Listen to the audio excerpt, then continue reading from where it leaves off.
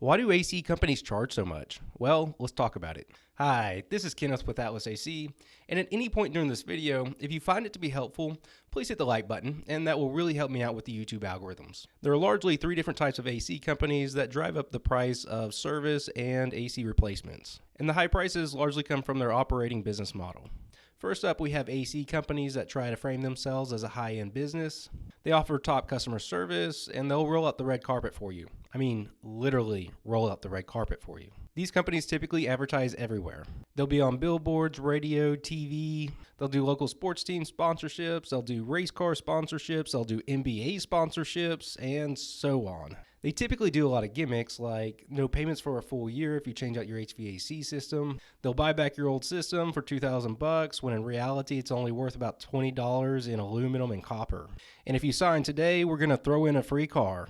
Now, if you can cut through the pricing and sales gimmicks and look at their quality of work, most of these companies typically do a really good job. The only downside is they're going to charge about double what we do. And the next company type is going to take a little explaining. So the way that most companies start is there's a technician that has been in the field for many years and they're looking to do it better by starting their own business. And these folks typically really do love the HVAC industry and have mastered their skill sets. So they become a licensed contractor and now they're in business. And shortly after, they start running into all sorts of problems, and it's typically not the technical know-how, but the business side of the equation.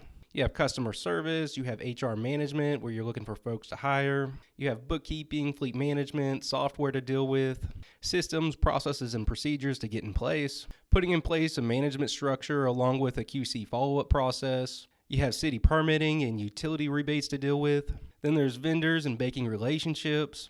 And the list just keeps going on and on. So they quickly find themselves treading water in an all-new environment. So one of the most common ways to solve this problem is to outsource everything. Many of them will use 1099 contract labor, along with outsourcing their accounting and HR to certain firms. They'll lease all brand new vehicles, and so on.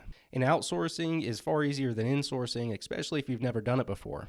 So they'll quickly find themselves in a position where they're paying a premium for everything. So the only way that they can make money at the end of the day is charging enough to cover all this overhead. So many people think that most AC contractors make more than doctors. But in reality, many of these companies actually don't make that much money at the end of the year.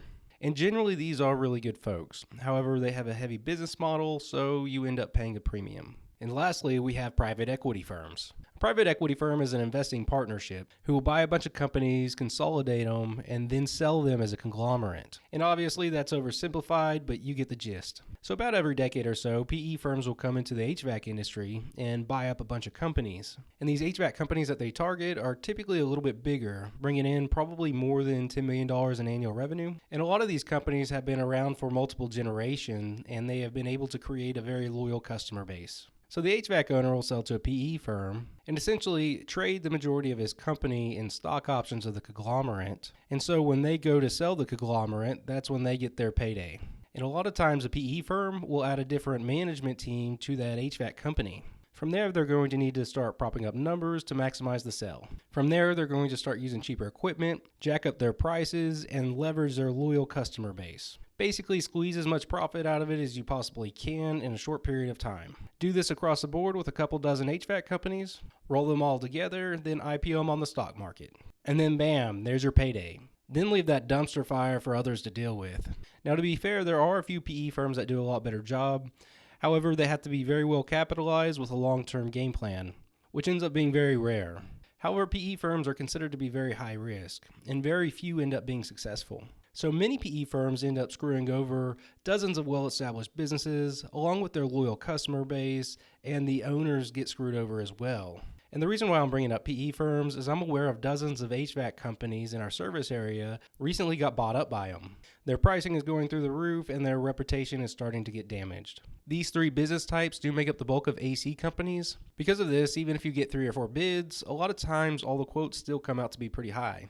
So if you want to make sure that you're getting fair pricing, check out our website where we have free price lists and buyer's guides. If you enjoyed this video, please like and subscribe. Till next time, have a good one.